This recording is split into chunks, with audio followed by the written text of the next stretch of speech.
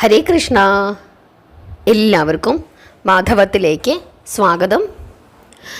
2025 March 11 ചൊവ്വാഴ്ച.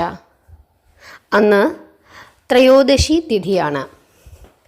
ത്രയോദശി തിഥി നമ്മൾ സാധാരണയായി ആചരിക്കുന്നത് പ്രദോഷമായിട്ടാണ്. ഭഗവാൻ മഹാദേവനെ പൂജിക്കുന്നതിനും പ്രാർത്ഥിക്കുന്നതിനും ഏറ്റവും ഉത്തമമായ ദിവസം ഏത് എന്ന് ചോദിച്ചു കഴിഞ്ഞാൽ കണ്ണടച്ചുകൊണ്ട് ഉത്തരം പറയാൻ പറ്റുന്ന ഒരേ ഒരു ദിവസം എന്ന് പറയുന്നത് പ്രദോഷമാണ്. സകല ദോഷങ്ങളും മാറ്റുന്ന ഉത്തമമായ ദിവസമാണ് പ്രദോഷ ദിവസം. അതുകൊണ്ട് തന്നെ അന്നേ ദിവസം വ്രതമെടുത്ത് മഹാദേവനെ പ്രാർത്ഥിച്ചാൽ സർവ്വവിധ ഐശ്വര്യങ്ങളും നമുക്ക് ലഭിക്കും എന്നാണ് പറയുന്നത്. തുടർച്ചയായി പ്രദോഷവ്രതം എടുത്ത് ഏതെങ്കിലും ഒരു കാര്യസാധ്യത്തിന് വേണ്ടി വേണമെങ്കിലും നമുക്ക് ഭഗവാനെ പ്രാർത്ഥിക്കാം. തീർച്ചയായിട്ടും ഭഗവാൻ അത് നമുക്ക് സാധിച്ചു തരും. ചിലപ്പോൾ നമ്മൾ വീടില്ലാതെ ബുദ്ധിമുട്ടുന്നുണ്ടാകാം, അതല്ലെങ്കിൽ സാമ്പത്തിക പ്രയാസങ്ങളുണ്ടാകാം, പഠനകാര്യത്തിൽ തടസ്സങ്ങളുണ്ടാകാം, രോഗങ്ങൾ കൊണ്ട് ബുദ്ധിമുട്ടുന്നുണ്ടാകാം. അപ്പോൾ അങ്ങനെയൊക്കെ ഉള്ള ആളുകൾക്ക് ഒരു കാര്യസാധ്യത്തിന് വേണ്ടിയിട്ടാണെങ്കിൽ പോലും അന്നേ ദിവസം വ്രതമെടുത്ത് ഭഗവാനെ പ്രാർത്ഥിക്കുന്നത് ഉദ്ദിഷ്ട കാര്യസിദ്ധിക്ക് വളരെയധികം വിശേഷപ്പെട്ടതാണ്. എങ്ങനെയാണ് പ്രദോഷവ്രതം എടുക്കേണ്ടുന്നത്? പ്രദോഷത്തിൻ്റെ തലേ ദിവസം ശുദ്ധാഹാരത്തിലിരിക്കുക. ഒരിക്കൽ ഉണ്ണാൻ സാധിക്കുന്നെങ്കിൽ ഒരിക്കൽ ഉണ്ണുക. മിക്കപ്പോഴും ഏകാദശി ആയിരിക്കും തലേ ദിവസം. അതുകൊണ്ട് തന്നെ പ്രത്യേകിച്ചൊരു വ്രതനിഷ്ഠ എടുക്കേണ്ടതായിട്ടില്ല പ്രദോഷത്തിൻ്റെ തലേ ദിവസം. കാരണം അന്ന് നമ്മൾ വ്രതത്തിലായിരിക്കും. പക്ഷേ ഏകാദശി എടുക്കുന്ന ആളുകൾ പ്രദോഷം എടുക്കുന്നുണ്ടെങ്കിൽ അവർ ചെയ്യേണ്ടുന്ന കാര്യം രാവിലെ ഏകാദശിയുടെ പാരണാ സമയത്ത് പാരണ വീടണം. പാരണ വീടിയതിന് ശേഷം അടുത്ത നിമിഷം മുതൽ പ്രദോഷത്തിലേക്ക് കടക്കുക. പ്രദോഷം നമുക്ക് സാധാരണഗതിയിൽ എടുക്കുന്നത്, അതായത് പ്രദോഷത്തിൻ്റെ ശരിയായ വിധി എന്ന് പറയുന്നത് നമ്മൾ രാവിലെ മുതൽ സന്ധ്യ വരെ ഉപവാസം, ഒരു പകൽ ഉപവസിക്കുന്നു. അതിനുശേഷം സന്ധ്യയ്ക്ക് സന്ധ്യാപ്രാർത്ഥനയ്ക്ക് ശേഷം ശിവക്ഷേത്ര ദർശനം നടത്തി ശിവക്ഷേത്രത്തിൽ പൂജിച്ചിരിക്കുന്ന, അവിടെ കൊടുത്ത് പൂജിപ്പിച്ച് നമ്മൾ എടുക്കുന്ന കരിക്ക്, പഴങ്ങൾ എന്നിവ ഭക്ഷിച്ചതിന് ശേഷം അരിഭക്ഷണം കഴിക്കും. അത് മിക്ക മഹാക്ഷേത്രങ്ങളിലും അവിടുന്ന് തന്നെ ചോറ് കിട്ടാറുണ്ട്. ചോറ്, മോര്, അങ്ങനെയുള്ള കാര്യങ്ങൾ, സാമ്പാറൊക്കെ കിട്ടാറുണ്ട്. ഇവിടെ ശ്രീകണ്ഠേശ്വരം ക്ഷേത്രത്തിൽ ഉള്ളിയൊന്നും ചേർക്കാത്ത സാമ്പാർ അന്നേ ദിവസം കിട്ടും, മോര് കിട്ടും, ചമ്മന്തി കിട്ടും. അപ്പോൾ അതൊക്കെ കൂട്ടി സന്ധ്യാപ്രാർത്ഥനയ്ക്ക് ശേഷം സന്ധ്യയ്ക്ക് കരിക്കും വെള്ളവും പഴങ്ങളും ഭക്ഷിച്ചതിന് ശേഷം അങ്ങനെ നമ്മുടെ വ്രതം അവിടെ അവസാനിക്കുന്നു. അതിനുശേഷം നമ്മൾ അരിഭക്ഷണം കഴിക്കും. ഇനി വീട്ടിലാണ് അതല്ലെങ്കിൽ ആഹാരം കിട്ടുന്ന ക്ഷേത്ര ദർശനം നമുക്ക് നടത്താൻ സാധിക്കുന്നില്ല, അങ്ങനെ ഉണ്ടെങ്കിൽ സന്ധ്യയ്ക്ക് നിർബന്ധമായും ചെയ്യേണ്ടുന്ന കാര്യം, സന്ധ്യാസമയത്തെ പ്രാർത്ഥനയ്ക്കാണ് പ്രദോഷ ദിവസം കൂടുതൽ പ്രാധാന്യം കൊടുക്കേണ്ടത് എന്നുള്ളത് കൊണ്ട് സന്ധ്യാസമയത്ത് ശിവക്ഷേത്ര ദർശനം നടത്തുക. അതല്ലെങ്കിൽ വീട്ടിലിരുന്ന് പഞ്ചാക്ഷരി മന്ത്രം ജപിക്കുക, ശിവസഹസ്രനാമം ജപിക്കുക, മൃത്യുഞ്ജയ മന്ത്രം ജപിക്കുക. ഇതൊക്കെ ജപിച്ച് ഭഗവാനെ പ്രാർത്ഥിച്ചതിന് ശേഷം ഭഗവാന്റെ മുമ്പിൽ സമർപ്പിച്ചിരിക്കുന്ന കരിക്കോ അതല്ലെങ്കിൽ പഴങ്ങളോ ഒക്കെ നമുക്ക് പ്രാർത്ഥനയ്ക്ക് ശേഷം നമുക്ക് നമ്മുടെ വീട്ടിലാണെങ്കിലും ഇനി ക്ഷേത്രത്തിൽ പോയിട്ടാണെങ്കിലും അത് നേദിച്ചിട്ട് നമുക്ക് കഴിക്കാം. കഴിച്ചതിന് ശേഷം വീട്ടിലാണെങ്കിൽ നമുക്ക് വേണ്ടി, അതായത് വ്രതം എടുക്കുന്ന ആളുകൾക്ക് വേണ്ടി പ്രത്യേകിച്ച് ഇച്ചിരി പച്ചരിയോ അതല്ലെങ്കിൽ ഉടക്കലരിയോ നമുക്ക് വെച്ചിട്ട് അത് നമുക്ക് ഒരു ചമ്മന്തിയോ മോരോ ഒക്കെ കൂട്ടി കഴിക്കാം. ഉള്ളി ചേർക്കരുത് എന്നുള്ളതേ ഉള്ളൂ. പഴകിയ അച്ചാറൊന്നും കഴിക്കരുത്. വെളുത്തുള്ളി ചേർന്ന അച്ചാറ്, പഴകിയ അച്ചാറ് ഇതൊന്നും കഴിക്കാൻ പാടില്ല. അങ്ങനെ നമുക്ക് നമ്മുടെ വ്രതം അവസാനിപ്പിക്കാം. പരമാവധി സമയം പഞ്ചാക്ഷരി മന്ത്രം ജപിക്കുക. സന്ധ്യാസമയത്തെ പ്രാർത്ഥനയ്ക്ക് കൂടുതൽ പ്രാധാന്യം കൊടുക്കുക. ഇനി ഇപ്പോൾ ചൂടുകാലമാണ്. രാവിലെ മുതൽ സന്ധ്യ വരെ നമുക്ക് ഉപവസിക്കുവാൻ സാധിക്കുന്നില്ല എന്നുണ്ടെങ്കിൽ നിങ്ങൾക്ക് പാലും പഴങ്ങളും കഴിക്കാം, ഫ്രൂട്ട്സ് കഴിക്കാം, വെള്ളം കുടിക്കാം. നമ്മുടെ ആരോഗ്യസ്ഥിതിക്ക് അനുസരിച്ചിട്ട് നമ്മൾ ചെയ്യുക. പക്ഷേ മറ്റു കട്ടിയുള്ള ഭക്ഷണങ്ങൾ, അതായത് ഗോതമ്പ്, അരി ഇങ്ങനെയുള്ള സാധനങ്ങൾ ഒഴിവാക്കുക. അങ്ങനെ നമുക്ക് വ്രതമെടുക്കാം. ചൊവ്വാഴ്ച വരുന്ന പ്രദോഷത്തിനെ ഭൗമപ്രദോഷം എന്നാണ് പറയുന്നത്. ചൊവ്വാദോഷം കൊണ്ട് കഷ്ടപ്പെടുന്ന ആളുകൾ, ചൊവ്വാദശയിൽ ഇപ്പോൾ ഇരിക്കുന്ന ആളുകൾ, അതുപോലെ ഇടയ്ക്കിടയ്ക്ക് ഇങ്ങനെ അസുഖങ്ങൾ വരുന്ന ആളുകൾ, എപ്പോഴും ഇങ്ങനെ ചെറിയ ചെറിയ അസുഖങ്ങൾ വന്നിട്ട് നമ്മളെ ഇങ്ങനെ ബുദ്ധിമുട്ടിച്ചുകൊണ്ടേയിരിക്കും. അങ്ങനെയുള്ള ആളുകൾ, പഠിച്ചിട്ട് നന്നായിട്ട് പരീക്ഷ എഴുതാൻ സാധിക്കാത്തവർ, പഠിച്ച കാര്യങ്ങൾ മറന്നു പോകുന്ന ആളുകൾ, എത്ര നന്നായി ജോലി ചെയ്താലും ജോലി ചെയ്യുന്നതിൽ ഒരു ഉണർവുണ്ടാകുന്നില്ല, ഒരു മുന്നേറ്റം ഉണ്ടാകുന്നില്ല, അങ്ങനെയുള്ള ആളുകൾ, ജോലിക്ക് തടസ്സങ്ങൾ ഉണ്ടാകുന്നവർ, വൃത്തിയായി ജോലി ചെയ്യാൻ സാധിക്കാത്തവർ, അങ്ങനെയൊക്കെയുള്ള ആളുകൾക്കൊക്കെ ഭൗമപ്രദോഷം എടുത്ത് പ്രാർത്ഥിക്കുന്നത് വളരെ വിശേഷമാണ്. പ്രത്യേകിച്ച് ഈ ചൊവ്വാഴ്ച വരുന്ന പ്രദോഷം. അപ്പം ഇങ്ങനെ പ്രാർത്ഥിച്ചു കഴിഞ്ഞാൽ തീർച്ചയായിട്ടും മഹാദേവൻ്റെ അനുഗ്രഹം നമുക്ക് എല്ലാവർക്കും ഉണ്ടാകും. ഇനി ഭഗവാന് ധാര കഴിപ്പിക്കുന്നത് വളരെ വിശേഷമാണ്. അന്നേ ദിവസം ഭഗവാന് ധാര കഴിപ്പിക്കുമ്പോൾ നിങ്ങൾ ശ്രദ്ധിക്കുക, കുറച്ച് എണ്ണ മേടിച്ചിട്ട് മഹാദേവിക്കും കൂടെ വിളക്ക് കത്തിക്കാനായിട്ട് കൊടുക്കുക. എല്ലാ ശിവക്ഷേത്രങ്ങളിലും ഭഗവാന്റെ തൊട്ടുപുറകിലായിട്ട് കാണുന്ന ആ വിളക്ക്, അത് മഹാദേവിയെ സങ്കല്പിച്ചിട്ടാണ് നമ്മൾ കത്തിക്കുന്നത്. അവിടെ നിങ്ങൾ വിളക്ക് കത്തിക്കണം. അപ്പോൾ ഇത്രയും കാര്യങ്ങളാണ് പ്രദോഷത്തെ സംബന്ധിച്ച് നമ്മൾ വ്രതകാര്യത്തിൽ നോക്കേണ്ടുന്നത്. ഇനി എന്തിനാണ് പ്രദോഷവ്രതം എടുക്കേണ്ടത് എന്നുള്ള കാര്യം നമുക്കിപ്പം മനസ്സിലായി. ഇനി പ്രദോഷത്തിൻ്റെ വ്രത കഥ എന്താണ്, ആ പ്രദോഷ ദിവസം ഇത്രയും പ്രാധാന്യമെന്ന് ചോദിച്ചു കഴിഞ്ഞാൽ നമ്മൾ എപ്പോഴും പറയുന്നതാണ്, എങ്കിലും പെട്ടെന്നൊന്ന് പറയാം. പാലാഴി മഥനം നടക്കുന്ന സമയത്ത് അസുരന്മാരും ദേവന്മാരും പാലാഴി കടഞ്ഞുകൊണ്ടിരിക്കുകയാണ്. മന്ദരപർവ്വതത്തെ മത്തായും വാസുകിയെ കയറായും സ്വീകരിച്ചുകൊണ്ടാണ് അസുരന്മാരും ദേവന്മാരും പാലാഴി മഥനം നടത്തുന്നത്. അങ്ങനെ കുറച്ച് കഴിഞ്ഞപ്പോഴേക്കും വാസുകിക്ക് വളരെയധികം ക്ഷീണം തോന്നുകയും വാസുകി ഛർദ്ദിക്കാനായി പോവുകയും ചെയ്യുന്നു. വാസുകി ഛർദ്ദിക്കാനായി പോകുന്ന ആ സമയത്ത് തന്നെ അദ്ദേഹത്തിൻ്റെ വായൊക്കെ ഇങ്ങനെ തുറന്നിട്ട് നാക്കൊക്കെ പുറത്തേക്ക് വരുന്നു, കണ്ണൊക്കെ ഇങ്ങനെ തുറിച്ചു വരുന്നു. ആ സമയത്ത് തന്നെ, അത്രയും ആയുള്ളൂ, ഛർദ്ദിച്ചില്ല, അത്രയും ആയപ്പോൾ തന്നെ 14 ലോകങ്ങൾക്കും ശ്വാസം മുട്ടിയെന്നാണ് പറയുന്നത്.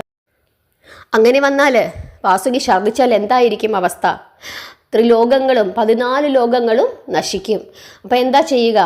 അങ്ങനെ ഈ ലോകത്തെ സംരക്ഷിക്കുന്നതിനായിട്ട് മഹാദേവൻ തൻ്റെ തൃക്കൈയാൽ വാസുകി ഛർദ്ദിച്ച കാളകൂട വിഷം ഏറ്റുവാങ്ങുകയും ആ വിഷത്തെ ഭക്ഷിക്കുകയും ചെയ്യുന്നു.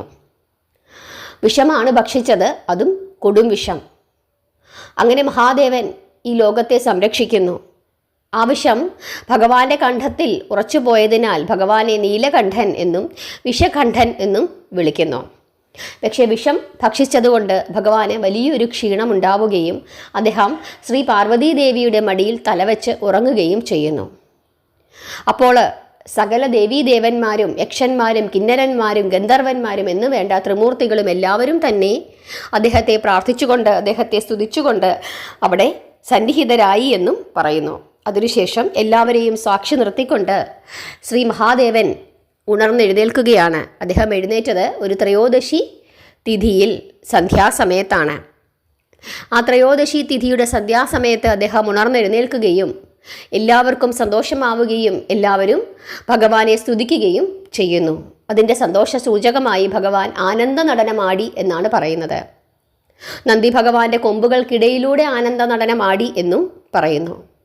അപ്പം അങ്ങനെ സകല ദോഷങ്ങളും മാറി ഭഗവാൻ ഉണർന്ന് എഴുന്നേറ്റ് ആനന്ദ നടനം ആടിയ ആ സമയമാണ് പ്രദോഷ സന്ധ്യാകാലം. അതുകൊണ്ട് തന്നെ പ്രദോഷ സന്ധ്യാകാലത്ത് എവിടിരുന്ന് ആര് നമശിവായ മന്ത്രം ജപിക്കുന്നുവോ അവിടെ സകല ദേവീദേവന്മാരുടെ സാന്നിധ്യം ഉണ്ടാകുമെന്നും ആരാണോ നമശിവായ മന്ത്രം പ്രദോഷ സന്ധ്യാസമയത്ത് ജപിക്കുന്നത് അവരിൽ 33 കോടി ദേവഗണങ്ങളും സംപ്രീതരാവുകയും ചെയ്യും എന്നാണ് വിശ്വസിക്കുന്നത്. അതുകൊണ്ട് തന്നെ പ്രദോഷ വ്രതമെടുത്ത് സന്ധ്യാസമയത്ത് നമശിവായ മന്ത്രം ജപിച്ച് ഭഗവാനെ പ്രാർത്ഥിക്കുന്ന എല്ലാവർക്കും സകല ദേവീദേവന്മാരുടെയും അനുഗ്രഹം ഉണ്ടാകും എന്നാണ് പറയുന്നത്.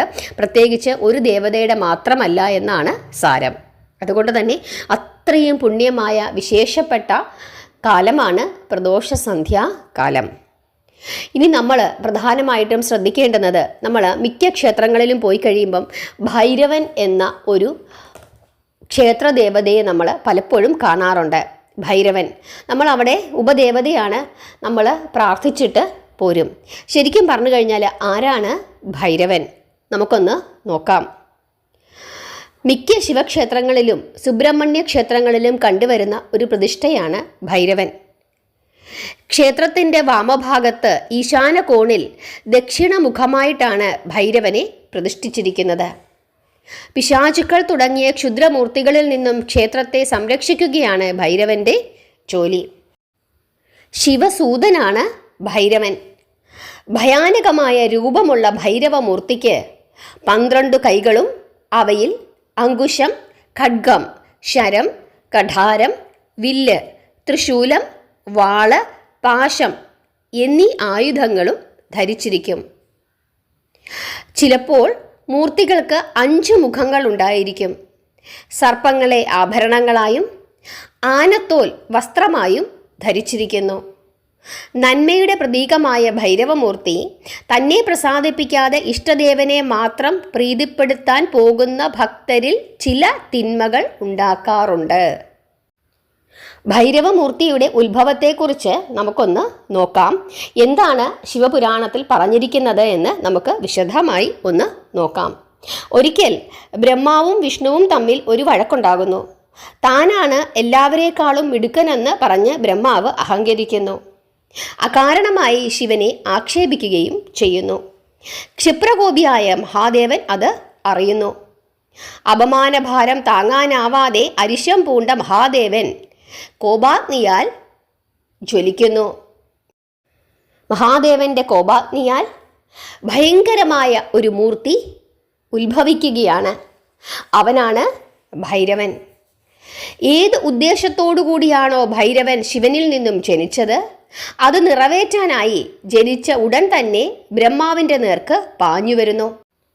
എന്നിട്ട് ബ്രഹ്മാവിൻ്റെ 5ാമത്തെ തല ഭൈരവൻ നുള്ളിയെടുക്കുകയാണ്.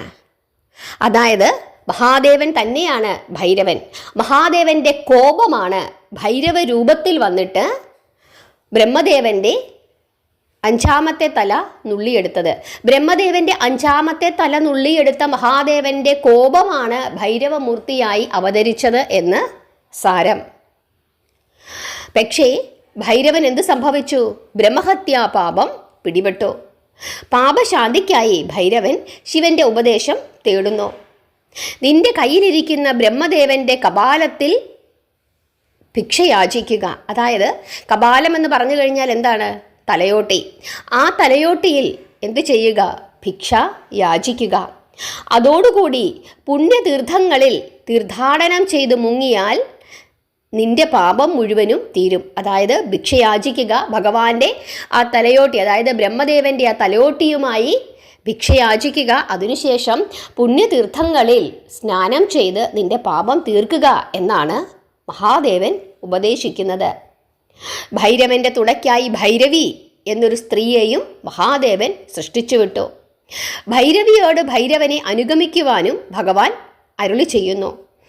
ഭൈരവൻ ഒട്ടനവധി തീർത്ഥങ്ങളിൽ ചെന്ന് സ്നാനം ചെയ്തിട്ടും ബ്രഹ്മഹത്യാപാപം മാറിയില്ല. ഭൈരവൻ വീണ്ടും മഹാദേവനെ കണ്ട് തൻ്റെ സങ്കടം അറിയിച്ചു.